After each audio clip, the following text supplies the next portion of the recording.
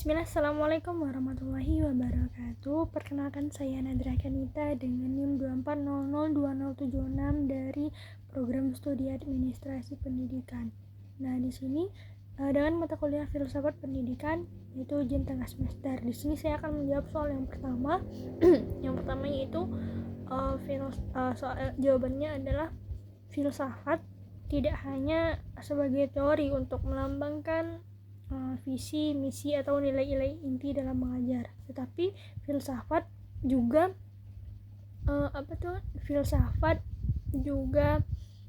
menjadi bagian dari cara hidup, berpikir dan bertindak, dan juga dalam mengambil keputusan. Nah, di sini ada beberapa makna filsafat di dalam proses menjadi seorang pendidik. Yang pertama yaitu berpikir reflektif. Nah, di sini maksud reflektif itu adalah menyuruh kita untuk berpikir apa sesuatu di balik pengajaran ini, kurikulum ini atau apapun itu. Kemudian ada juga sebagai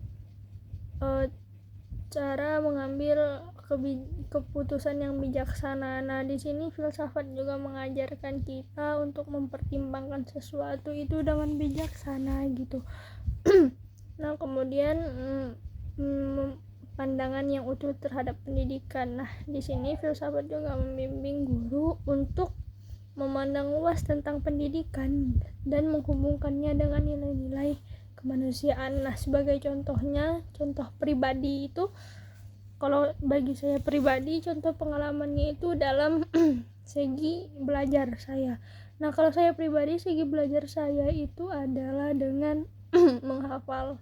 Tetapi ternyata tidak hanya metode menghafal untuk belajar gitu, banyak metode yang lainnya, bisa dengan memahami, dengan audio visual dan yang lain-lainnya. Jadi dengan itulah filsafat juga sama, kita tidak hanya berpikir dari satu jalur saja, bisa berpikir dari hal-hal yang lainnya. Nah, jawaban yang kedua yaitu filsafat berfungsi sebagai metode dalam memandu nilai pengajaran seorang guru. Yang kedua yaitu filsafat dengan ilmu pengetahuan adalah memberitahukan pengetahuan empiris tentang ilmiah. Kalau filsafat dengan agama yaitu menyediakan moral atau nilai-nilai kehidupan yang berkaitan dengan agama. Nah, kalau filsafat dengan budaya itu dia yang berkaitan dengan nilai-nilai dan norma-norma yang ada di sosial maupun masyarakat. Nah, kemudian yang ketiga yaitu tentang kebenaran. Nah, di sini dicontohkan dengan ketidakjujuran siswa dalam ujian. Anggap saja namanya Budi. Nah, dari pandangan filsafat, kalau filsafat ini ada beberapa teori yang bisa membenarkan perilaku Budi gitu. Kemudian ada juga teori yang menyalahkan perilaku Budi karena itu tidak sesuai dengan norma-norma, karena itu tidak sesuai dengan sifat yang terpuji gitu. Terus kalau misalnya dari pandang agama, itu memang nggak bisa ditoleransi, karena kan kalau dalam hadis itu faman gosana falaisa minna, barang siapa yang berbuat curang maka dia bukan dari golongan kami itu Nabi Muhammad, maka dia bukan dari golongan Nabi Muhammad. Sedangkan mencontek adalah sifat yang curang. Jadi kalau dari sisi agama itu memang sangat-sangat tidak dibolehkan dan sangat-sangat dilarang. Kemudian kalau misalnya dari sisi budaya, nah kalau dari sisi budaya ini kita kan budaya itu kita bersosial dan bermasyarakat. Jadi kalau misalnya mencontek ini dikaitkan dengan budaya, dia nggak masuk ke norma-norma budaya. Karena apa? Karena itu perilaku tidak terpuji gitu. Itu perilaku bisa dibilang nggak masuk norma itu. Jadi dia nggak tidak bisa dibenarkan.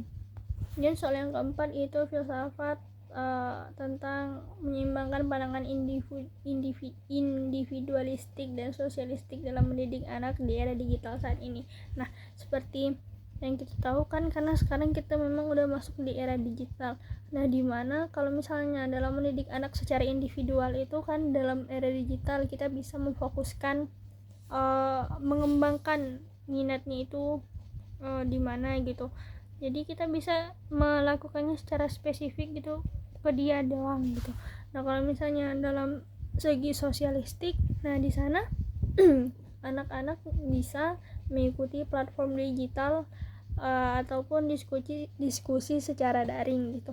Jadi bisa bareng-bareng atau melakukan proyek bersama, membuat proyek daring secara bersama ataupun mandiri gitu. Ataupun bisa juga anak itu mengikuti diskusi daring dan yang lain-lainnya. Nah, soal yang kelima itu seorang guru yang dihadapkan pada murid dengan latar belakang budaya dan keyakinan yang berbeda. Nah, dalam situasi ini guru bisa menerapkan metode ataupun pembelajaran yang mana pembelajarannya itu memasuki terkait gitu dengan agama-agama yang lainnya gitu. Jadi anak yang berbeda keyakinannya atau latar belakang budayanya berbeda, dia nggak merasa tertinggal ataupun tidak merasa kesepian gitu. Jadi intinya di sini guru harus bisa menciptakan lingkungan belajar yang kondusif, kemudian bisa mencari ataupun memecahkan masalah-masalah yang ada di kalangan siswa.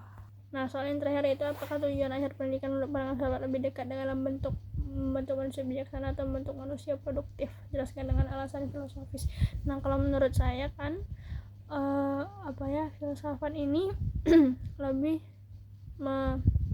membentuk manusia atau mendidik siswa untuk berpikir secara bijaksana gitu. Karena kan dia kan mencari kebenaran di balik sesuatu gitu kan, atau kita mendalami suatu hal gitu. Jadi kita memang harus diajak berpikir dan terus berpikir. Baiklah, sekian jawaban dari saya. Assalamualaikum warahmatullahi wabarakatuh.